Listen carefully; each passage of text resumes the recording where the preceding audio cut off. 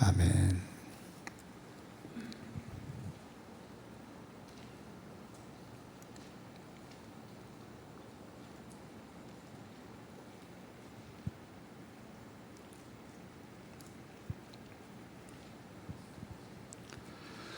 이스라엘 민족이 출애굽을 한 후에 3개월 만에 시내산에 도착합니다. 그 3개월 동안에 파란만장한 인생과 같은 경험을 합니다. 2개월 보름쯤 됐을 때 모든 먹을 것이 떨어집니다. 여러분, 광야 깊숙이 들어왔는데 먹을 게 없어요. 아이들은 벌써 지칩니다. 어른들도 캄캄합니다. 절망입니다. 그때 아우성치면서 원망하고 애굽에 대한 그리움이, 애굽에서 먹었던 노예의 떡들이 오히려 그리워지는 상황입니다. 그 원망을 들으시고 만나를 내려주셨어요. 그걸로 끝이 아닙니다. 그 신 광야를 떠나서 르비딤에 왔을 때는 물이 없습니다. 목이 말라 죽을 지경이에요. 이제는 분노가 막 치밀었습니다. 원망이 격해졌어요. 거의 모세와 아론의 멱살을 잡을 만한 지경이 됐습니다. 모세가 두려움을 느낄 만한 상황이 왔어요. 하나님, 조금 있으면 저에게 돌질을 할 지경입니다. 그가 부르짖을 때 반석을 지팡이로 치면 물이 나온다고 하셨습니다. 그래서 그들이 또 물을 마시고 이제 살아났습니다. 하지만 지치고 곤고하고 암담하고 정말 어떻게 앞날이 될지를 모르는데, 사실은 일주일 조금만 지나면 시내산에 도착하거든요. 우린 하나님께서 주시는 예비하신 세계가 있다는 걸 모르기 때문에 하루하루가 늘 염려와 불안이 있는 거죠. 이렇게 곤고한 때에 엎친 데 겹친 격으로 무서운 일이 벌어졌습니다. 전쟁이 벌어진 겁니다. 한국에서 들려오는 뉴스 중에 아마 여러분들을 가장 놀래키고 두렵게 하는 것은 전쟁이 났다는 얘기일 겁니다. 무서운 얘기 아니겠습니까? 전쟁이 났다는 거예요. 이제 이스라엘은 출애굽을 해서 싸워본 경험도 없고 오합지졸인데 갑자기 르비딤에서 아말렉이라고 하는 족속이 공격을 해온 겁니다. 오늘 8절에 보니까 그때에 아말렉이 와서 들어왔다는 뜻이에요.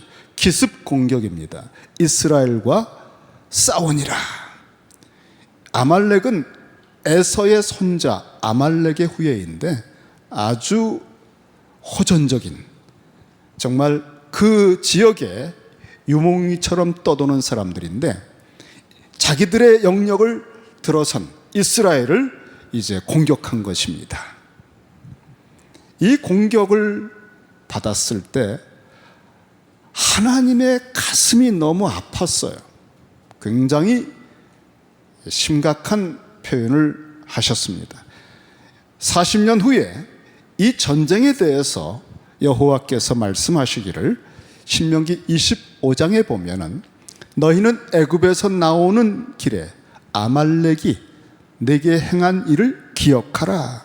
절대로 잊지 말아라. 곧 그들이 너를 길에서 만나 내가 피곤할 때에, 지금 먹을 것도 없어서 좌절했다가 간신히 회복됐고, 그리고 물도 없어서 기진기진하다가 그나마 이제 일어섰는데 그 지치고 피곤할 때에 내 뒤에 떨어진 약한 자들을 쳤고 하나님을 두려워하지 아니하였느니라. 그러므로 내 하나님 여호와께서 천하의 아말렉을 대한 진멸해서 기억을 없애버리겠다고 했습니다. 여러분, 우리가 정상적으로 싸우는 게 아니라 가장 뒤처지고 약한 사람들, 지치고 쓰러지는 가장 약자들을 뒤에서 덮친 겁니다. 이 일에 대해서 하나님 말씀하기를 여호와를 두려워하지 않고 감히 하나님의 백성을 공격했다고 표현했습니다.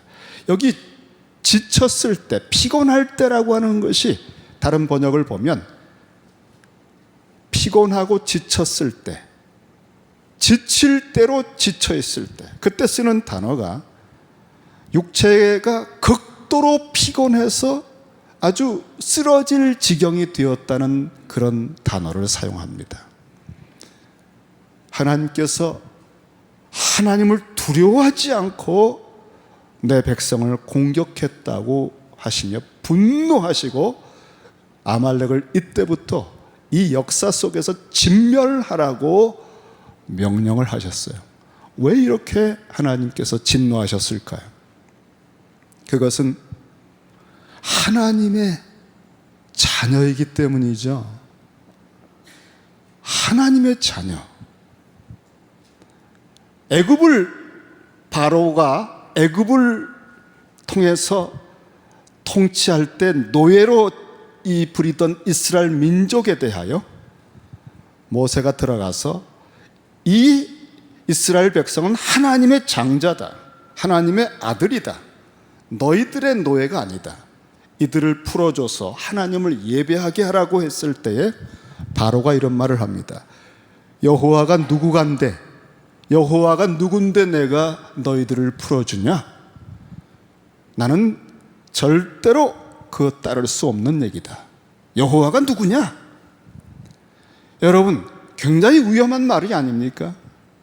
여호와가 누구인지 모르는데 내가 어떻게 노예들을 풀어주느냐 할 때 그 말을 듣고 여호와께서 하신 말씀이 있어요. 그렇다면 여호와가 누구인지 알려주마. 이것이 여러분, 애굽 전체를 쑥대밭으로 만들어버린 10가지 재앙이 쏟아지는 기폭제였습니다. 여러분, 농담으로라도 예수 믿으세요 할 때 예수가 누구시요? 내 주먹을 믿어요. 이렇게 말하면 안 됩니다. 그 말이 떨어지는 순간부터 싸움은 예수 그리스도와 싸우겠다는 거거든요. 정말 하나님께서 내가 누군지 알려주마 무서운 재앙을 쏟았습니다. 통곡바다가 됐어요. 하나님은 내 아들 내 장자를 노예로 삼느냐? 내가 감히 하나님을 두려워하지 않고 그때 분노하시고 진노하시고 하나님의 능력을 나타내셨습니다. 하나님의 백성이 출애굽에서 가장 지치고 피곤할 때 뒤에 여자들, 어린 아이들이 뒤처지는 그 약한 대상들을 하이나처럼 짓밟고 물어뜯을 때 아버지 되신 하나님께서 너무너무 가슴이 아팠던 것입니다. 내가 누구인 줄 너희가 감히 모르고 내 백성을 이렇게 무참하게 약할 때, 피곤할 때 짓밟았느냐?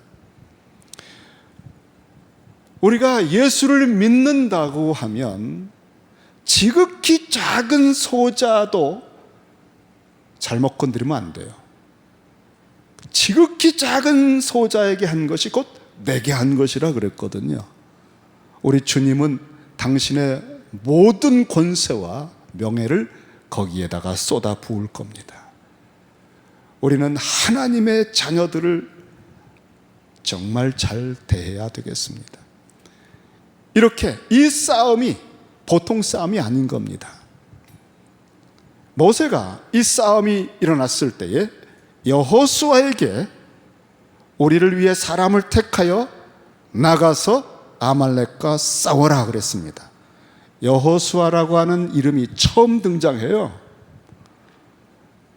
이 전쟁은 전쟁을 해보지 않은 이 이스라엘 백성에게는 나가서 거의 죽을 수도 있습니다. 승산이 없는 싸움이에요. 여호수아가 아무리 젊고 용맹이 있다 한들 이 전쟁 나갔다가 그날 운명할 수도 있는데 순종하기 어렵죠. 하지만 모세는 이런 말을 덧붙였습니다. 내가 나가서 싸울 때 내가 하나님의 지팡이를 손에 잡고 산 꼭대기에 서리라. 나도 동참하리라. 이때 내가 하나님의 지팡이를 손에 잡고 산에 올라가서 지켜보리라 그랬습니다. 하나님의 지팡이라고 하는 게 뭘까요? 모세는 도망자 신세로 애굽에서 도망해가지고 광야에서 80이 될 때까지 목자 노릇을 했습니다. 그 목자의 지팡이예요. 그 지팡이는 모세에게 아주 쓸쓸함과 과거의 가슴 아픈 추억을 일깨우는 보잘것없는 마른 지팡이죠. 그런데 모세를 애굽에 출애굽을 위하여 보내시기 위해서 부르셨을 때 나는 못합니다, 저는 못합니다 라고 했을 때 내 손에 뭐가 있느냐? 지팡이입니다. 그 지팡이를 던져봐라 막 표적이 일어났잖아요. 그래서 이 지팡이를 쥐어주면서 애굽에 보내신 겁니다. 출애굽기 4장 20절에 보면 아주 인상 깊은 표현이 나와요. 모세가 애굽으로 돌아가는데 이제 드디어 노예살이하던 이스라엘 백성을 출애굽시키는 그 결정적인 전쟁을 위해서 애굽으로 가고 있는데 하나님의 지팡이를 손에 잡았더라 그랬습니다. 의지할 게 아무것도 없어요. 하나님께서 표적을 담아주신 그 하나님이 동행하시고 임재하시는 권능을 상징하는 지팡이를 꽉 잡고 정말 하나님을 붙드는 것처럼 붙들면서 그가 애굽을 향해 갔습니다. 그때 처음으로 하나님의 지팡이라는 표현이 나오고 이제 두 번째로 하나님의 지팡이라는 표현이 오늘 나왔습니다. 전쟁을 앞두고 비상한 마음이 들었다는 느낌을 줍니다. 그런데 정확하게 읽으면 내가 그 하나님의 지팡이를 손에 잡고 산 꼭대기에 서리라. 그 하나님의 지팡이. 하나님께서는 이 지팡이를 쥐고 애굽에 간 모세를 굉장히 격려해 주셨어요. 지팡이를 통해서 표적을 일으키시고 지팡이로 물을 치면 나일강 전체가 피가 되는, 그리고 출애굽을 했을 때는 이 지팡이를 가지고 홍해를 향할 때 홍해가 갈라졌습니다. 그러므로 이 지팡이를 줬을 때는 그 하나님, 그 놀라운 역사를 행하셨던 하나님에 대한 기억이 생생하게 떠오르는 거예요. 처음 해보는 전쟁, 한 번도 칼을 제대로 써보지 못한 오합지졸들이 그 하이에나 같은 숙련된 전쟁꾼들을 만나니 무엇을 의지하겠습니까? 오직 하나님밖에 의지할 데가 없잖아요. 우리의 자녀들이, 정말 어린 자녀들이 이번에, 그리고 처음 선교 아우리치라고 하는 걸 처음 가보는 우리의 지체들이 선교지를 향해 갔을 때 사단이 어디를 공격하는지 아세요? 가장 약한 사람을 공격합니다. 피곤해졌을 때, 방심했을 때. 사단은 장기 선교나 단기 선교를 구분하지 않습니다. 오히려 단기 아우리치에 대하여 사람들이 방심을 해요. 뭐 그냥 잠깐 갔다 오겠지. 이걸 사단이 노려요. 여러분, 기도해야 됩니다. 그 하나님의 지팡이를 쥐었을 때 모세가 뭘 의지할까요? 그것은 신명기 7장에 있는 말씀을 통해 알 수 있습니다. 우리는 여호수아가 이 전쟁을 대신하며 나갔을 때 한 번도 싸워보지 않았지만 그는 하나님의 전쟁을 이제 배워야 할 때가 되었습니다. 장차 가나안 전체 정복 전쟁을 여호수아가 할 거거든요. 그래서 여호수아에게 특별히 이것은 중요한 체험이 될 것입니다. 여호수아가 모세의 말대로 행하여 아말렉과 싸우고 모세와 아론과 훌은 산 꼭대기에 올라가서 그 다음에 산 꼭대기에 딱 올라갔을 때에 전쟁하는 모습이 생생하게 보여요. 전쟁 모든 상황을 바라보면서 모세는 산에 올라갔습니다. 그 산에서 지켜보고 있습니다. 근데 뭐 할까요? 무엇을 위해서 산에 올라갔죠? 11절에 보니까 모세가 손을 들었다 그랬습니다. 그 하나님의 지팡이를 손에 잡고 손을 든 것입니다. 이 손을 들었다는 게 무엇일까로 여러 사람들이 해석을 했는데, 성경의 본문들 중에 시편에 보면은 시편 28편 2절에 보면 내가 주의 지성소를 향하여 나의 손을 들고 주께 부르짖을 때에 나의 간구하는 소리를 들으소서. 신약에서도 디모데전서 2장 8절에 보면 그러므로 각 처에서 남자들이 분노와 다툼이 없이 거룩한 손을 들어 기도하기를 원하노라 했습니다. 아마도 모세는 그 하나님의 지팡이를 꽉 쥔 채 하나님의 권능과 도우심을 간절히 기도했을 것 같아요. 그런데 기가 막힌 일이 하나 벌어졌습니다. 모세가 손을 들면 이스라엘이 이기고 손을 내리면 아말렉이 이기는 거예요. 이거를 산 위에 올라가서 전쟁하는 그 현장을 지켜보지 못했다면 전혀 몰랐을 일입니다. 그 하나님의 지팡이를 손에 들고 하나님을 향하여 기도하면 여호수아가 이기는 거예요.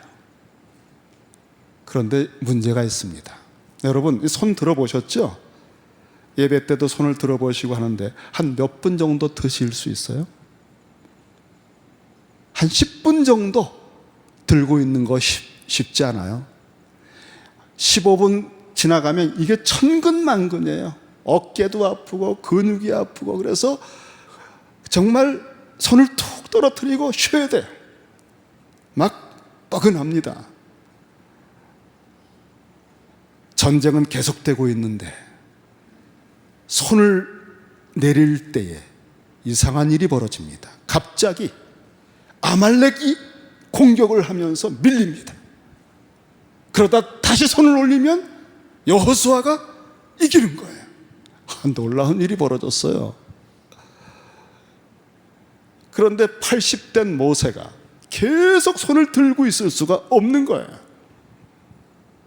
그래서 아론과 훌이 옆에서 지켜보다가 이건 비상한 일이구나, 하나님께서 우리를 특별하게 지금 다루시고 있구나, 하나님을 향하여 그 지팡이 든 손을 번쩍 들어 계속하여 하나님께 의지하며 간구해야 되겠구나. 그래서 그들이 모세의 팔이 피곤할 때, 무거워서 떨어뜨릴 수밖에 없을 때 돌을 가져다가 모세 아래 놓아서 그를 앉혔습니다. 다리도 후들후들했을 것 같아요. 그리고는 아론과 훌이 양옆에서 모세의 손을 받쳤습니다. 받쳤어요. 그래서 이 손이 내려오지 않게 했더니 그 손이 해가 지도록 내려오지 아니한지라 여호수아가 칼날로 아말렉과 그 백성을 쳐서 무찔렀다 그랬어요. 이 말씀을 좀 생각하고 그려보니까 이 아론과 훌이 옆에서 지켜보다가 이 비상한 하나님의 역사하심을 눈치챘습니다. 아, 하나님이 원하시는 게 이거구나. 그러고서는 자기들이 모세의 손을 붙들어 높이 지키려고 해도 자기들도 손을 한 시간도 이렇게 붙들 수가 없어요. 똑같은 인간이기 때문에 결국 손이 떨어집니다. 그래서 모세를 앉히면, 모세가 앉아있으면 그 손을 이렇게 받들 수가 있어요. 이렇게 붙들어 놓으면 똑같아서 무거워서 안 돼요. 손이 피곤해서 안 돼요. 모세를 앉히는 건 그가 계속 서 있는 것도 힘들어서일 수 있지만 손을 받칠 수 있게 하는 그런 지혜로운 행동이구나. 아마 여호수아는 자기 생애에서 목숨을 걸고 용기를 갖고 처음 해보는 전쟁터에 나왔을 때 정말 최선을 다했을 겁니다. 그래서 싸우는데 갑자기 아말렉이 쭉쭉 밀려갑니다. 와우, 우리가 전쟁을 해본 적도 없는데 우리 제법이다.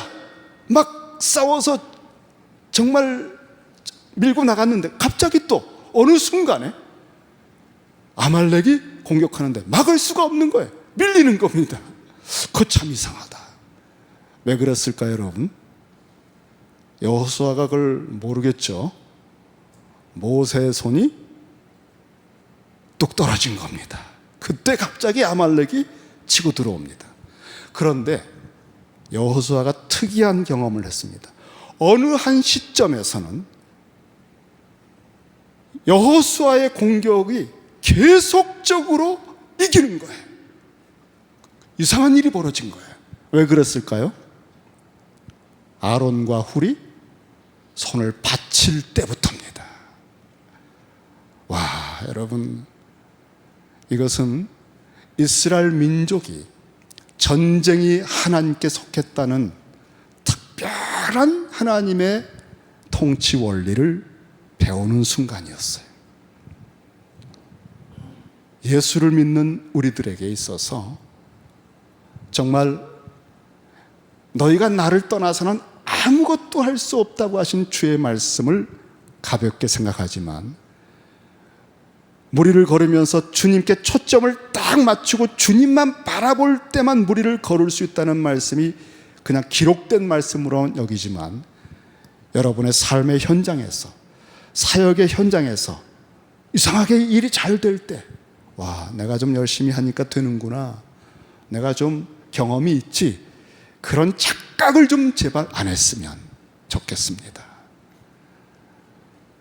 우리가 하는 게 아니에요. 교회 사역과 선교와 우리의 모든 설교조차도 우리의 힘과 경험으로 잘하는 게 아니에요.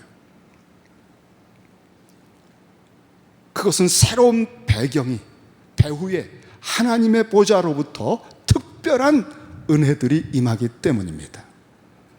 우리 주님께서는 하늘 보좌로 승천하시고 그 이후에 아무것도 안 하시는 것이 아니라 계속적으로 우리를 위해 중보기도하고 있으십니다.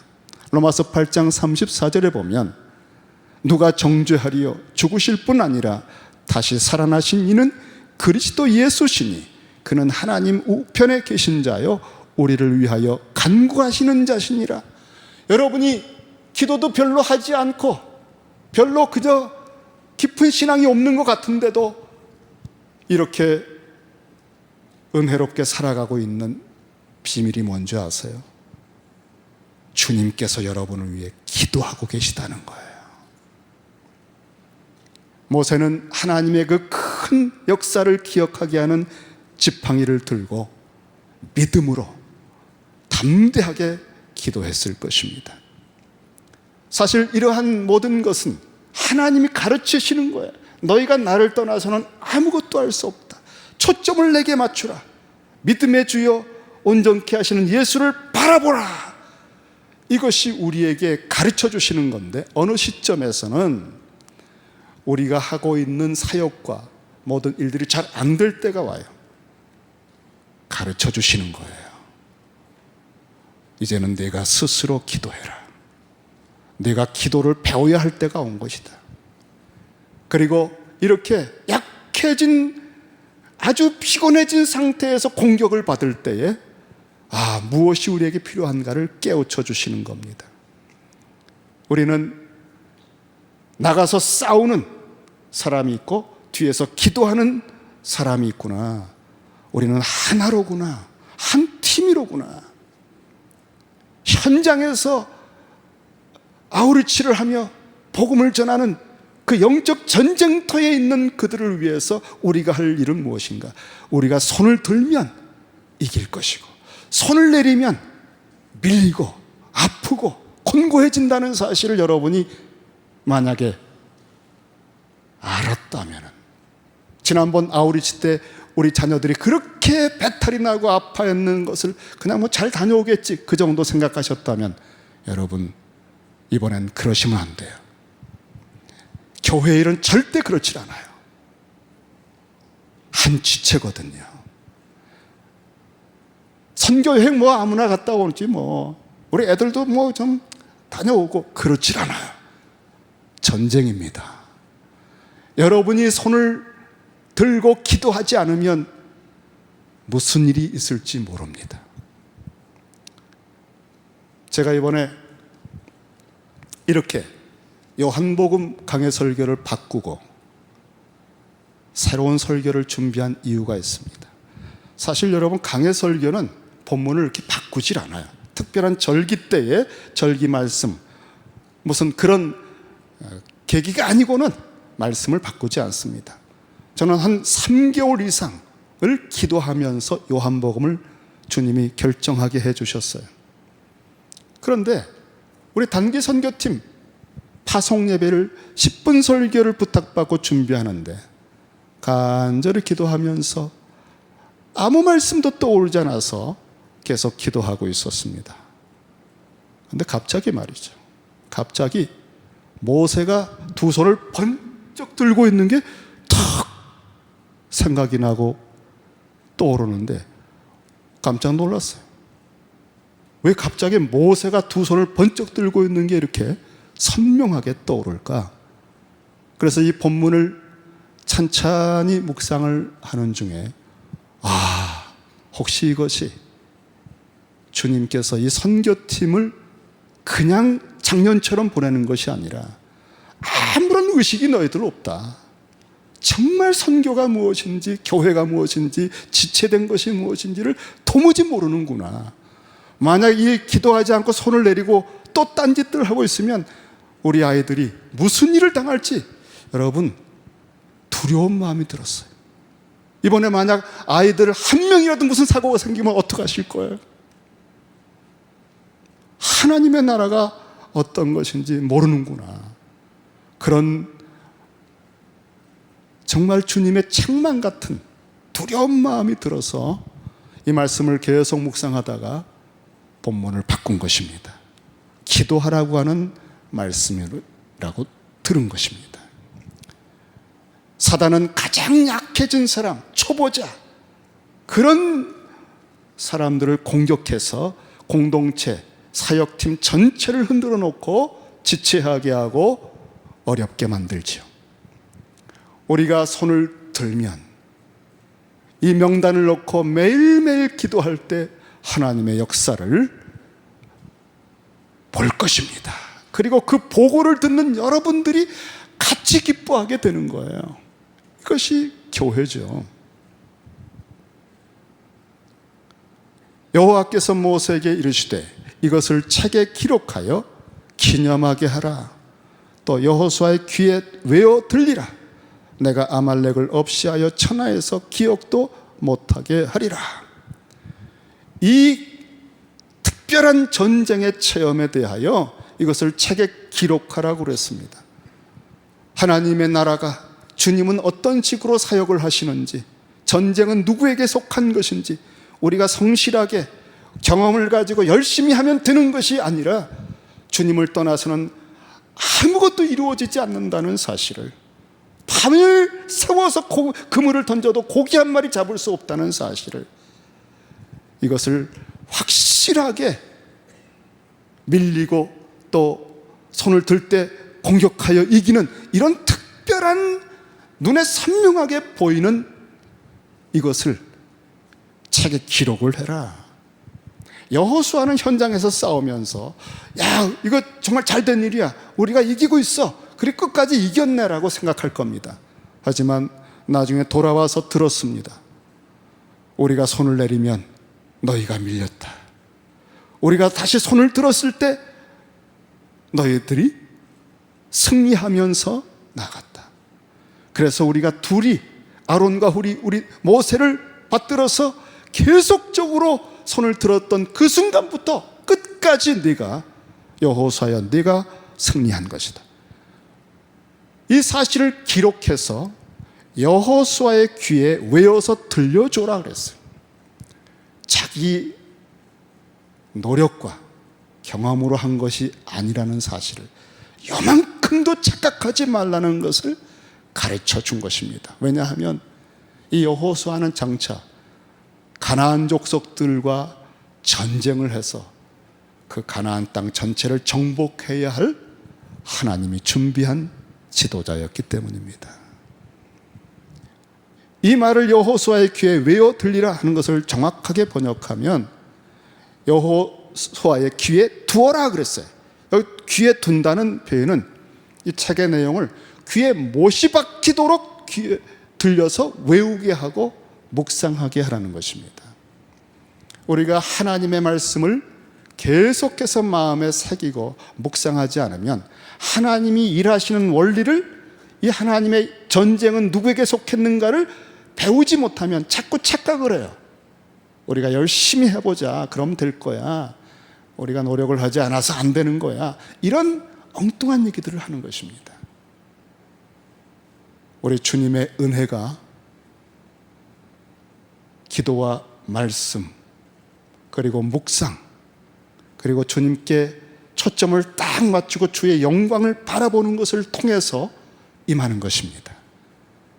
이런 것을 하지 않으면서도 잘 될 거야, 뭐 이제까지 그래 왔는데 라고 여러분 생각하신다면 주께서 확실하게 가르쳐 주실 때가 있으실 거예요.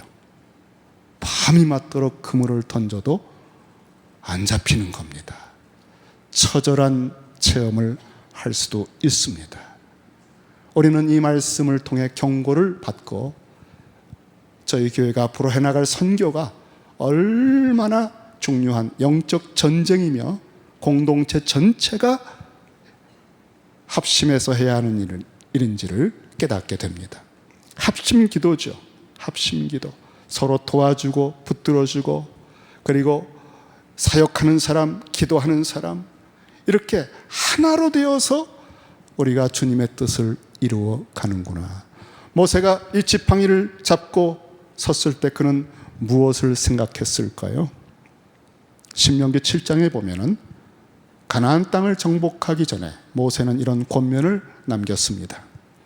너희들이 내가 혹시 심중에 이르기를 이 민족들이 나보다 많으니 내가 어찌 그들을 쫓아낼 수 있을까? 가나안 족속들은 강력한 전쟁에 능한 사람들이에요. 그들을 이제 앞두고 모압 평지에서 요단강만 건너면 되는 그 정복 전쟁을 코앞에 두고 불안한 마음이 듭니다. 때로는 공포심이 들어요. 우리는 이 전쟁을 이길 수 있을까? 저들은 강하고 굉장히 많은데, 그런 생각이 쓱쓱 너희들 속에 들어올 것이다. 그건 아주 정상적인 것입니다. 합리적인 거예요. 그건 믿지 않는 사람들에게도 다 공통적이에요. 너희들 속에 그런 불안과 두려움과 공포심이 들어올 수 있다. 많은 그들을 두려워하지 말라. 두려워하지 말고, 그럼 뭐 하란 얘기인가? 내 하나님 여호와께서 바로와 온 애굽에 행하신 것을 잘 기억해라 그랬어요. 여러분, 신앙이 좋다는 게 뭔지 아세요? 신앙생활 잘하는 거 뭔지 아세요? 신앙이 좋다는 거 무슨 뜻이죠? 그것은 한마디로 말씀드립니다. 기억력이 좋다는 것입니다. 하나님께서 행하신 결정적인 역사하신 것을 잘 기억하는 거예요. 현실을 바라보고 파도를 보고 파도 소리에 두려워하는 것이 아니라 초점을 딱 딱 맞추는 거예요. 애굽에서 바로와 온 애굽에 행하신 것을 잘 기억해라. 여러분, 여호와가 누구 가운데 내가 너희를 보내느냐? 이런 말을 듣고 10가지 재앙이 쏟아졌던 것을 기억하시죠? 9가지 재앙은 하나님의 전능의 능력입니다. 온 역사를 주관하시는 창조주, 주권자의 권세를 보여준 거예요. 그리고 10번째 유월절 양의 죽음은 그리스도 예수, 그리스도의 십자가의 결정적인 승리를 보여준 겁니다. 그리고 홍해가 갈라졌을 때 말씀하셨어요. 그 정예의 병들, 애굽 군대가 그 잔병들이 또 따라오느냐? 그들을 다시 영원히 보지 못하게 만들어 주마 하고 홍해를 통해서 그들을 다 수장시켜버리고 시체를 보여주셨어요. 결정적인 전쟁을 승리하신 하나님, 그 애굽에서의 승리는 십자가에서 부활하신 예수 그리스도의 다 치루었다라고 하신 온 우주와 역사와 인생 전체를 회복하시는, 재창조하시는 가장 강력한 복음의 영광, 그리스도의 영광을 보여주신 거예요. 바로 그 그리스도의 영광, 이미 이기신 주님의 그 승리를 초점을 맞추고 잘 기억해라. 보고 또 보고, 보고 또 보고 그 영광을 보라. 그것을 한 번 보고 두 번 보고 묵상하고 또 생각하고 하는 중에 너희들 속에 공포와 두려움과 염려가 눈 녹듯이 사라지고 하나님은 살아계시다. 그 하나님은 내 아버지시다. 예수는 왕이시다. 이런 믿음이 생길 것이다. 이것이 복음이에요, 여러분. 모세는 그 하나님의 지팡이를 들고 애굽에서 이기게 하셨던 그 지팡이의 표적들을 생각하면서 기도한 것입니다. 예수의 이름으로 하는 기도가 이런 기도예요. 이렇게 중보 기도할 때 예루살렘에서 온 유대와 사마리아 땅끝까지 이 시대에 하나님이 맡기신 일을 교회가 감당할 수 있는 거예요. 그냥 바쁘네, 피곤하네, 뭐 잘 갔다 오겠지, 이런 아주 비상식적인 몰신앙적인 생각으로 수십 년을 다니면 교회가 다 무너져요. 깨지고 상하고, 교회 분쟁에서, 갈등에서, 시험에 들어서 절대 벗어날 수가 없어요. 또 깨지고 또 상하는 겁니다. 모세의 팔이 피곤할 때에 피곤해도 기도해야 돼요, 여러분. 이번 한 주간 서로 도우며 기도해야 됩니다. 우리 자녀들의 이름을 하나하나 생각하며 기도해야 됩니다. 그리고 이러한 체험을 통해서 이 교회에 주신 위대한 하나님의 뜻들이 그 다음 단계로 이루어질 것입니다. 여러분 자신 속에 새로운 체험을 하게 될 줄로 믿습니다. 기도하십시다.